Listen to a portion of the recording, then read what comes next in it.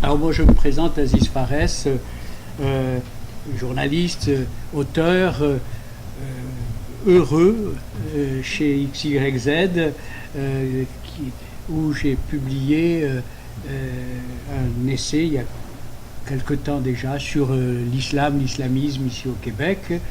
Je remercie d'ailleurs toute l'équipe de XYZ, en tête Marie-Pierre évidemment, Geneviève, Camille, je voudrais aujourd'hui vous présenter Hugo Bonin, que vous connaissez sûrement, et qui est étudiant, qui est doctorant en sciences politiques à l'UQAM et à l'université Paris 8, hein, c'est ça? C'est cela. Paris 8. 8, oui. Mais Paris quand même, hein. Voilà, avec un thème, c'est la démocratie. La démocratie, le mot démocratie plus précisément, hein, en Grande-Bretagne au XIXe siècle. C'est assez pointu, hein, vous voyez. Bon, alors, il va nous en parler bien sûr à travers son livre, son essai, La démocratie hasardeuse, essai sur le tirage au sort en politique. Je ne sais pas si c'est une bonne idée ou une mauvaise idée, mais on va voir ça tout de suite. Est-ce qu'on peut penser la démocratie de la même manière au Québec, au Canada, aux États-Unis, au Soudan, ailleurs, dans l'histoire? Qu'est-ce que ça veut dire la démocratie? Est-ce que ça se résume aux élections? Dans certains pays, on dit « Ah oui, c'est la démocratie, on vote ». Moi, je viens d'Algérie et on vote, hein, régulièrement on vote, hein, on vote. On vote, mais on connaît les résultats à l'avance. Hein. Alors, est-ce qu'on peut penser la démocratie de la même manière? Qu'est-ce que c'est que la démocratie? Hugo va nous faire entrer dans ce monde-là de sciences politiques, parce que c'est ça, et qui nous concerne. Qu'est-ce que c'est que la démocratie?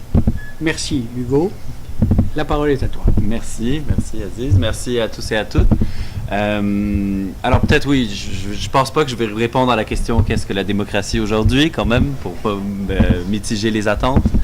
Je m'intéresse donc oui en effet, comme mentionné dans le cadre de mes travaux, à la question de la démocratie et de son histoire. Et ce qui m'a intéressé, en fait, ce qui m'a frappé quand j'ai commencé mes recherches, c'est le fait que historiquement on associait plutôt la démocratie au tirage au sort. Et l'élection était plutôt vue comme quelque chose d'aristocratique, d'élitiste. Et quand je suis tombé là-dessus, en fait, ça m'a un peu bouleversé, ça a remis en cause plusieurs de mes conceptions.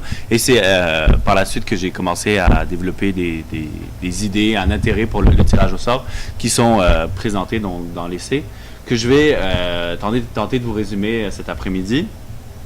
Alors, bien sûr, je sais qu'on arrive souvent quand on commence à parler de tirage au sort en politique, de cette idée qu'on pourrait donner des responsabilités politiques à travers le hasard.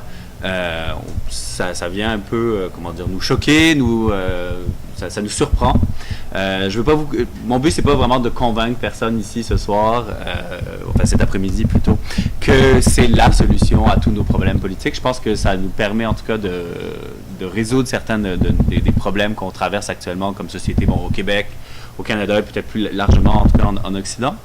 Mais j'espère en tout cas qu'avec cette présentation, je vais au moins piquer votre intérêt sur cette question du tirage au sort. Et après, bien sûr, on pourra en discuter et débattre là-dessus. Donc, je vais commencer brièvement par quelques remarques introductives sur le rapport entre élection et démocratie et tirage au sort. Et après, je propose une sorte de survol historique du tirage au sort donc de l'Athènes antique à nos jours. Ça va être à gros traits. Mais je pense que de réaliser la richesse de cette histoire nous permet aussi de voir qu'est-ce qu'on peut en faire aujourd'hui. Et puis après, donc, je propose d'analyser un peu des expériences plus contemporaines, des 50 dernières années à peu près. Et finalement, de regarder un peu les apports et les limites et qu'est-ce qu'on fait avec ça. Donc, comme je l'ai mentionné, il y a souvent cette idée qu'on traverse dans nos sociétés actuellement une sorte de crise, particulièrement une crise de la démocratie, une crise de légitimité des institutions. Les gens font peu confiance aux politiciens, politiciennes. Il y a des taux d'abstention croissants. Donc, par exemple, juste pour prendre les résultats récents de l'élection municipale, même si finalement il y a eu un certain vent de changement avec l'arrivée de projets moraux à plusieurs niveaux, ça reste que les taux de participation, par exemple, sont plus bas qu'en 2013, de 2-3% cette année. Et ça se répercute à tous les niveaux, dans plusieurs pays, etc. Puis il y a un peu plus largement aussi une sorte, je pense, un sentiment d'impuissance, particulièrement en politique, face à des grands problèmes comme la mondialisation, la crise écologique, ce genre de choses-là. On a un peu l'impression que la politique ne sert plus à grand-chose. Et si on regarde un peu dans l'espace public, ce qu'on entend de nos jours pour faire face à ces problèmes, c'est souvent différentes solutions qui sont centrées sur l'élection, je pense. Ça, c'est important de le souligner. On parle de, par exemple, au Québec, d'introduire un système de scrutin plutôt proportionnel.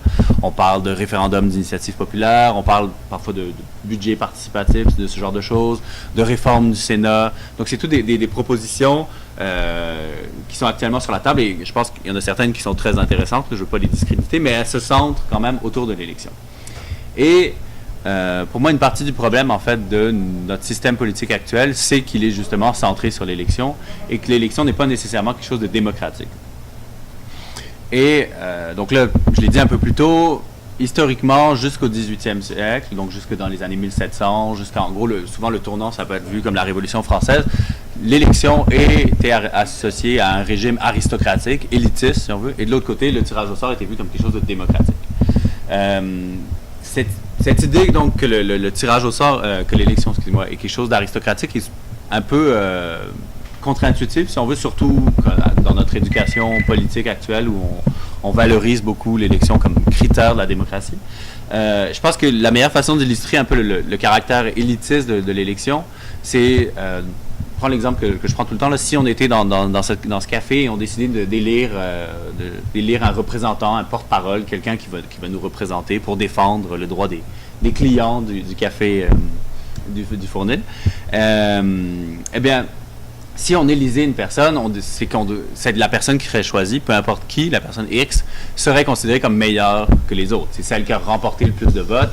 Et la raison pour laquelle, généralement, remporte des votes, des candidats remportent des élections, c'est parce que la majorité les considère comme mieux que l'autre candidat Y ou Z.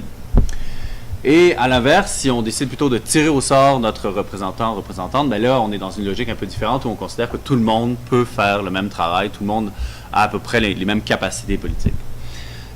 Donc, à ce moment-là, la question, quand on est dans une optique de tirage au sort, c'est pas de dire qui est le plus apte à gouverner ou qui est le meilleur, mais plutôt de mettre en place un système qui donne une possibilité égale d'accès aux postes de pouvoir et aux responsabilités politiques. Donc, voilà, je mets ces blocs-là pour l'instant, puis je vais revenir un peu plus tard pour voir, parce que souvent, ça vient nous chercher cette idée que n'importe qui pourrait faire à peu près le même travail en politique. Je vais revenir un peu plus longtemps là-dessus. Mais je pense que ce que le tirage au sort comme outil nous permet, c'est un outil critique de l'élection qui permet surtout de voir cette dimension élitiste. Et donc, quand je dis que c'est élitiste, c'est aussi dans le sens, par exemple, on le voit dans nos sociétés, bon, on peut prendre le cas de l'exemple du Québec, l'Assemblée nationale est majoritairement plus riche, plus blanche, plus vieille, plus masculine que la population en général. Et ça, c'est entre autres parce que c'est déjà des gens qui sont dans des positions de pouvoir au niveau social, économique, et qui se retrouvent encore au sommet de la pyramide en termes politiques. Voilà. Donc, pour comprendre un peu plus longtemps d'où vient le tirage au sort en politique, il faut remonter, comme beaucoup de choses en Occident, à l'Athènes antique, en fait, à la période démocratique, donc qui est, j'ai plus les dates, ah oui, j'ai les dates, en fait. Je me suis pris des notes parce que je les ai vues tout le temps, mais en gros, de 508 à 338 avant notre ère, c'est une période où il y a plusieurs institutions qui dirigent la cité athénienne. Mais il y a entre autres l'Ecclésia, donc l'Assemblée du peuple, et donc c'est souvent cette image qu'on a dans nos cours d'histoire sur Athènes, c'est le peuple athénien qui se rassemble et qui prend des décisions. Et cette assemblée est importante, elle se réunit une quarantaine de fois par année, elle tranche des questions qui ont rapport à la guerre, la paix, les finances, un peu les enjeux cruciaux.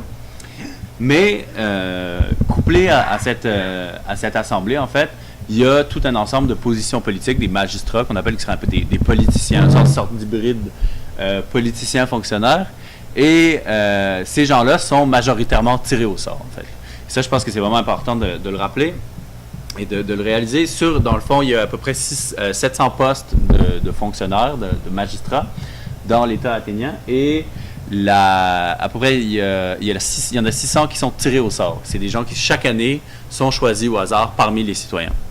Et de l'autre côté, il y a la centaine qui restent. Donc, c'est les postes... allô?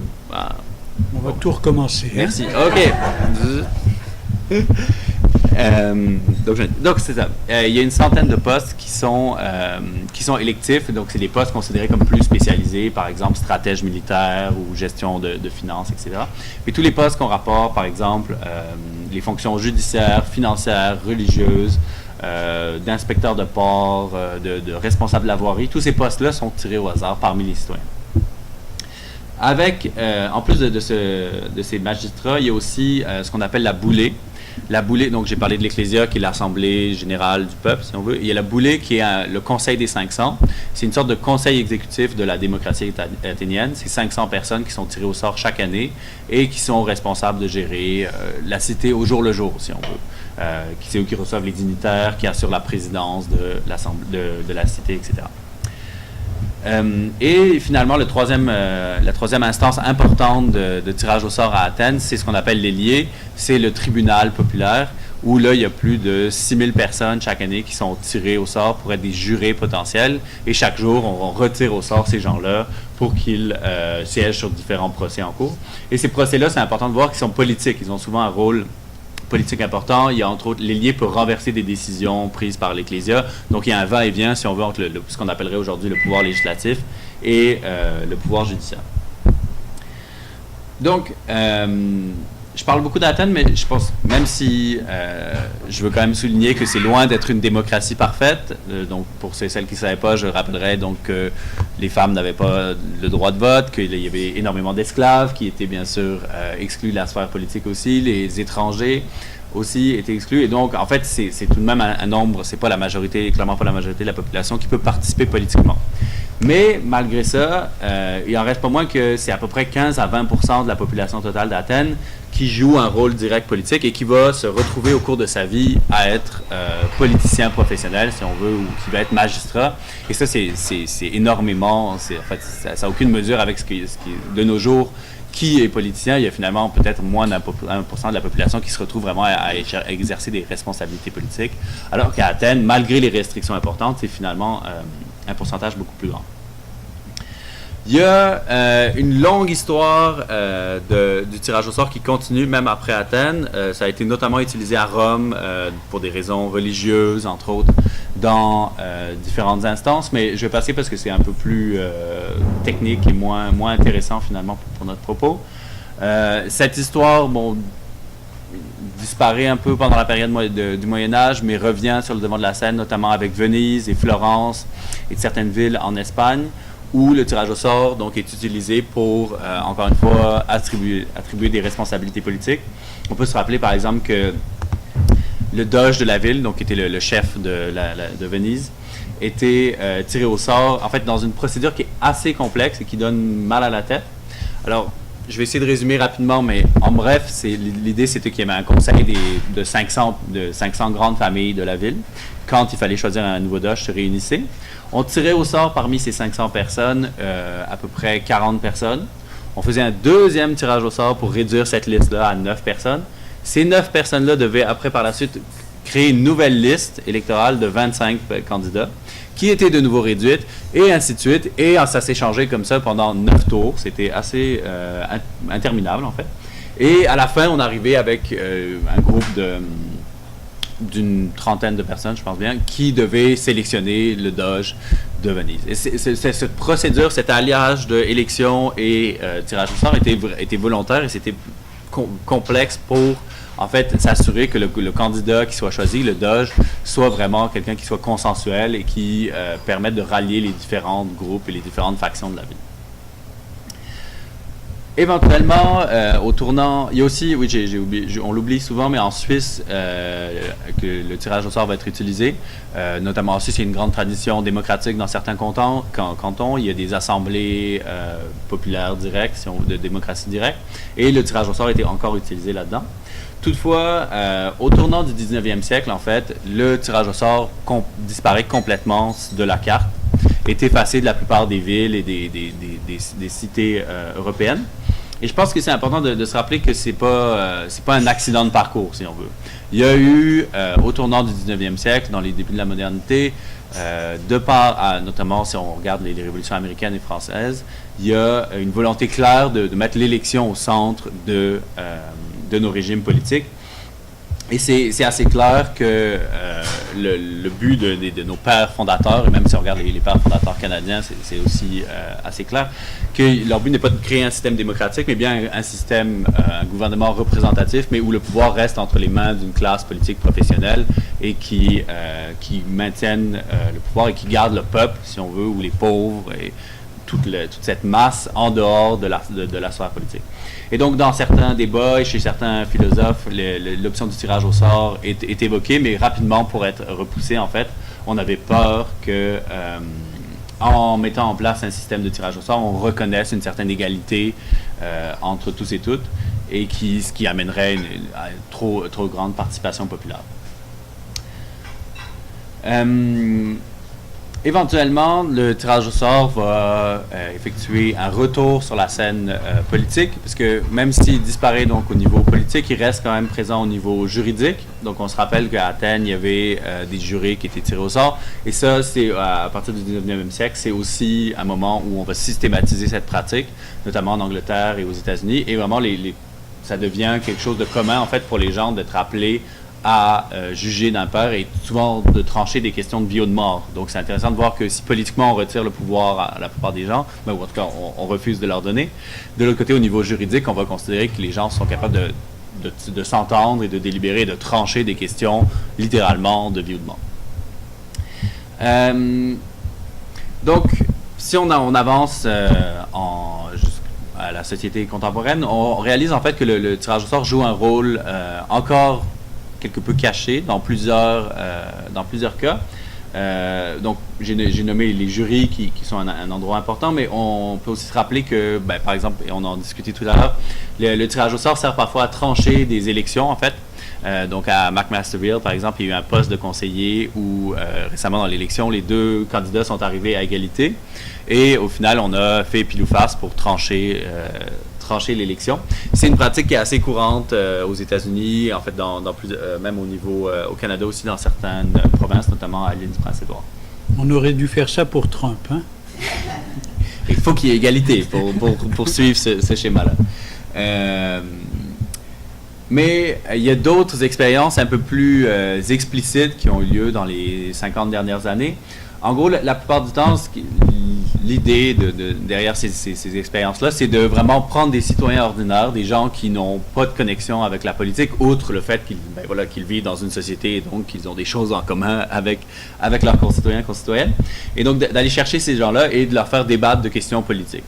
Il y a ce qu'on appelle les jurys citoyens, c'est un exemple qui a commencé dans les années 70, où l'idée c'est pour une question, par exemple, de politique municipale ou provinciale, pour trancher un débat, on va tirer au sort une dizaine de citoyens. Ces gens-là sont invités, débattent, reçoivent des présentations d'experts et par la suite produisent des recommandations. En fait, en 2010, il y a eu un jury citoyen au Québec sur la question du financement des partis politiques qui était organisé par le DGE, le directeur général des élections. Et donc voilà, c'était le même processus. On a pigé au sort des gens qui se sont réunis, qui ont par la suite délibéré et qui ont élaboré une série de recommandations. Après, le gouvernement n'a pas en gros, tabletté le rapport, n'a pas suivi ces recommandations-là, mais je pense que l'expérience démontre quand même que n'importe qui, finalement, peut venir parler de politique et arriver à des propositions assez concrètes. Il y a aussi des cas où on a des jurys citoyens qui gèrent un peu plus des aspects de la ville.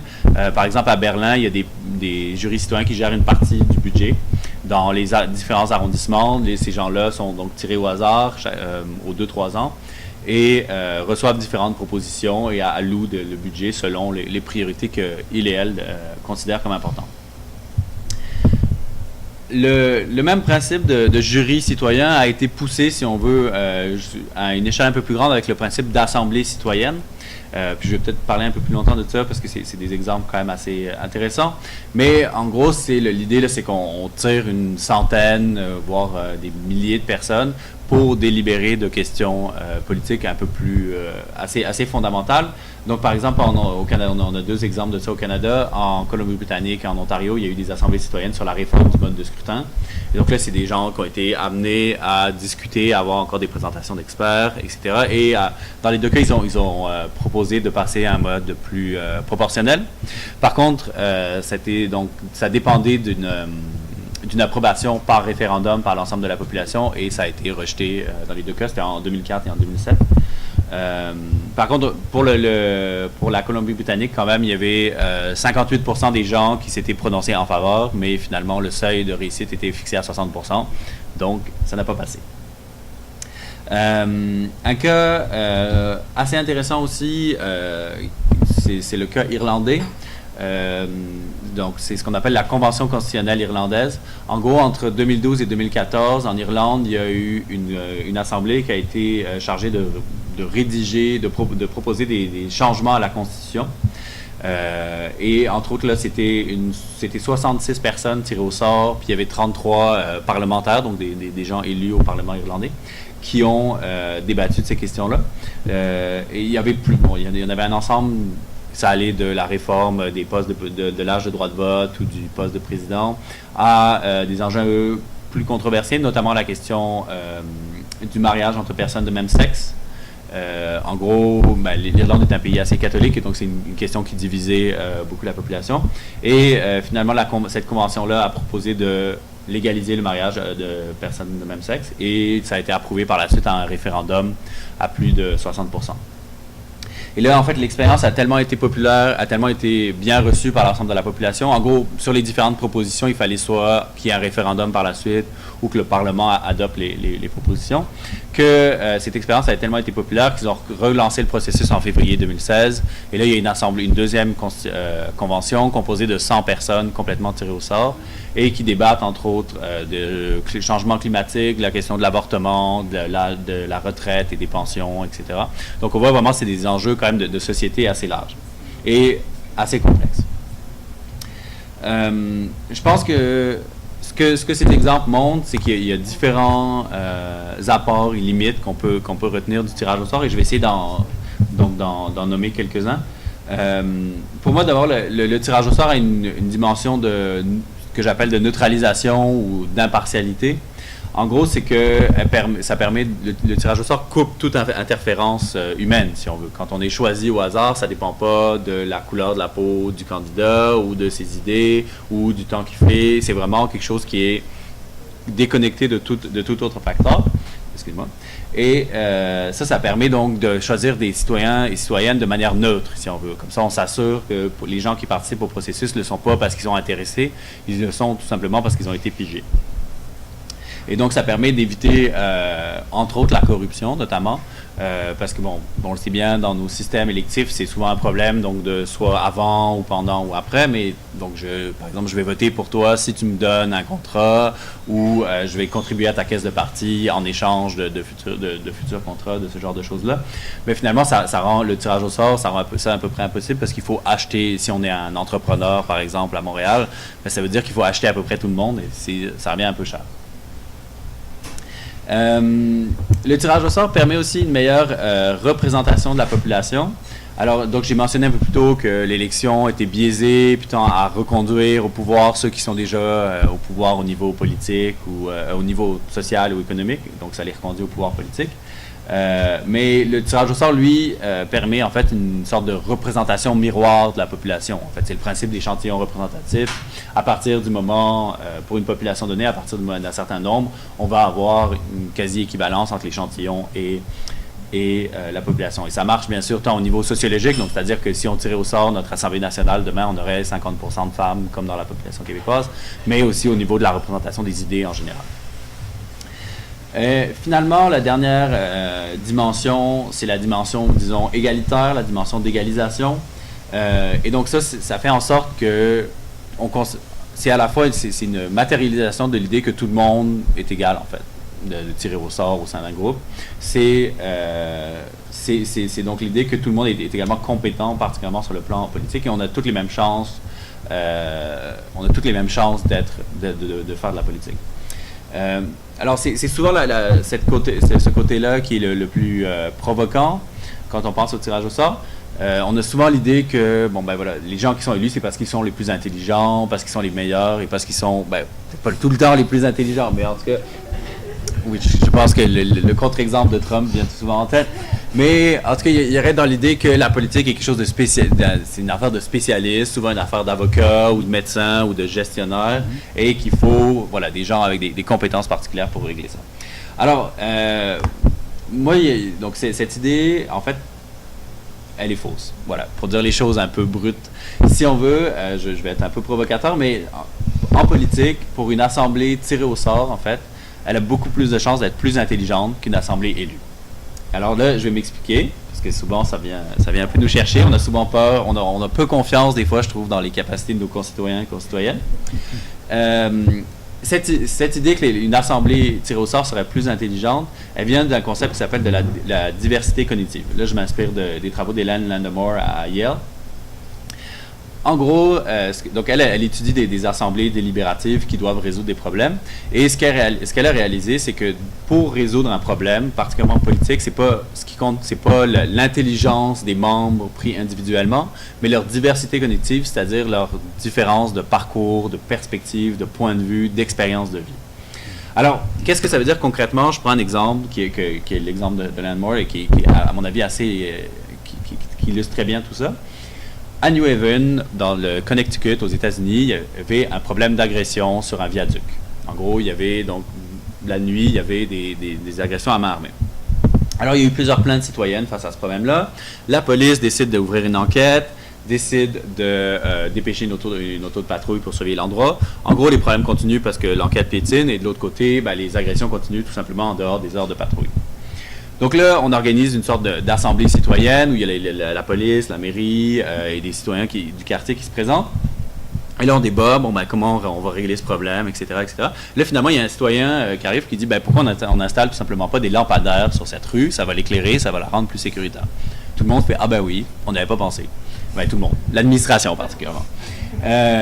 Alors tout le monde dit, oui, c'est finalement la meilleure solution. Et donc les gens repartent chez eux, l'administration retourne, calcule des trucs. Là, deuxième assemblée quelques semaines plus tard. Et là, c'est un technicien municipal qui arrive qui dit, oui, c'est une bonne idée, mais on ne peut pas installer de lampadaires parce que c'est un viaduc qui passe au-dessus du chemin de fer et on ne peut pas installer les générateurs en bas. Et donc là, tout le monde dit, OK, on discute, on débat. Et là, il y a un autre citoyen qui arrive qui dit, pourquoi on n'utilise pas des lampadaires solaires? Il n'y aurait pas besoin de générateurs. Ah oui, très bonne idée, on n'y avait pas pensé. Et là, tout le monde rentre chez soi, et 2 semaines plus tard, 3 semaines plus tard, nouvelle assemblée, on débat, et là, finalement, c'est le comptable municipal qui arrive qui dit, oui, mais les lampadaires solaires, c'est bien beau, mais ça coûte trop cher, on n'a pas l'argent, ça dépasse, c'est le budget, c'est ça les chiffres, on peut pas se le permettre. Et là, il y a une troisième personne, cette fois une citoyenne, qui dit, oui, mais il y a un programme de subvention du gouvernement fédéral pour les énergies solaires, allons chercher l'argent là. Et finalement, les lampadaires sont installés, et finalement, le problème d'agression est résolu. Dans les mois qui suivent, le nombre d'agressions chute, et somme toute, c'est fini. Et donc, ce que cet exemple illustre, je pense, c'est que, alors, les différents experts qui sont au pouvoir dans notre société, donc là, les policiers, l'administration municipale, les techniciens, les comptables, ils ont souvent une seule manière d'aborder le problème. Ils sont un peu pris à la fois par leur formation, mais aussi par leur position d'acteur dans certaines manières de penser. Et en gros, la diversité cognitive, ça permet d'amener des solutions novatrices à des problèmes qui sont un peu en dehors de leur boîte. Donc, c'est l'idée de penser en dehors de la boîte, d'une certaine manière. Et le tirage au sort joue un rôle important là-dedans parce que donc il y a le processus, dans l'exemple que je l'ai donné, c'est le processus de participation, de délibération qui est important, et ça je pense que c'est vraiment, je le souligne. Mais le tirage au sort, c'est ce qui permet de s'assurer en fait d'avoir une plus grande diversité cognitive en fait. C'est que face à un groupe qui serait élu, qui tend à homogénéiser donc les gens qui sont au pouvoir, en tirant au sort des gens, on s'assure qu'il y ait des gens de tous les horizons différents qui viennent et qui vont pouvoir débattre et arriver à des solutions auxquelles on n'aurait probablement pas pensé. Donc voilà, c'est un peu ça c'est un peu, je pense qu'il y a un exemple qui est important à se rappeler pour la question de la compétence politique, pour voir vraiment que ça prend pas nécessairement des années d'études en droit ou d'avoir été un gestionnaire de haut niveau pour pouvoir faire de la politique. Ça rend finalement une volonté de débattre et un certain cadre institutionnel qui peut nous amener vers des solutions plus consensuelles et communes. Je vais toutefois donc mentionner, donc voilà, c'est un peu au niveau des effets, des dimensions, des apports du tirage au sort. Je vais mentionner brièvement deux limites en conclusion. Premièrement, je pense qu'il y a la question du consentement, en fait. Donc, pour plusieurs spécialistes, une des raisons pour lesquelles, entre autres, le tirage au sort disparaît au 19e siècle et que l'élection prend un rôle de plus en plus important, outre donc les volontés, si on veut, élitistes de nos pères fondateurs, c'est aussi la question du fait que le consentement au pouvoir devient quelque chose de plus en plus important à partir du 19e siècle. L'élection permet de consentir à nos gouvernants en posant un acte volontaire. On accepte, donc finalement, généralement, on reconnaît une légitimité, en tout cas aux gens qui seront élus, même si on a voté contre. Et donc, ça permet de s'assurer qu'il y a un degré raisonnable de support pour les institutions politiques. Le tirage au sort, de l'autre côté, en neutralisant complètement la contribution humaine, en fait, ne permet pas vraiment de consentir d'une façon ou d'une autre au système au système politique où il ne permet pas d'exprimer son support pour un individu ou un parti ou des idées. Et donc, en ce sens, il a un potentiel arbitraire, ou en tout cas d'être perçu comme arbitraire. Et donc, ce que ce problème, disons, du consentement soulève, c'est le fait que le tirage au sort aussi dépend beaucoup du contexte dans lequel il est utilisé et de l'optique dans laquelle on veut l'utiliser. Donc, moi, je pense que le tirage au sort a un potentiel, disons, impartial, plus représentatif, égalitaire, mais que ça dépend beaucoup du design institutionnel dans lequel on l'ancre et ça dépend avec quelle procédure on le jumelle. Il y a des exemples donc, de tirage au sort qui sont plus élitistes. Donc, j'ai mentionné qu'à Rome ou à Venise, par exemple, ou même à Athènes, c'est pas des démocraties populaires où l'ensemble de la population peut participer. C'est le tirage au sort, il joue un rôle important, mais c'est aussi jumelé à d'autres institutions pour limiter la participation populaire. Alors, donc voilà, je pense que la question du contexte, que je veux dire, c'est que certes, si on tirait au sort un dictateur à vie, par exemple, comme dans Loterie solaire de Philippe Cadic, dont on parlait tout à l'heure, ça serait peut-être plus égalitaire que si on l'élisait, mais ce serait finalement pas très intéressant en termes démocratiques ou en termes participatifs. Bon, il n'y a pas grand monde qui propose ça encore de nos jours.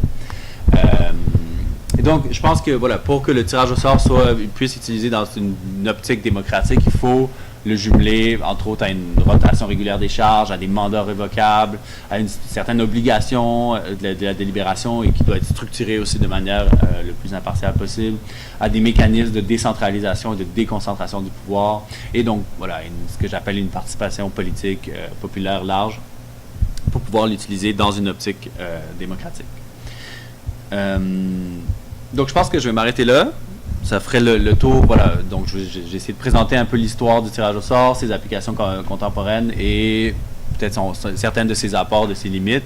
Je pense que, voilà, je l'ai dit en introduction et je vais le réitérer, c'est pas une solution miracle, c'est pas la panacée à tous nos problèmes, mais alors qu'on est finalement souvent peut-être dans une certaine impasse démocratique, je pense que ça nous permettrait de débloquer certaines choses. Voilà.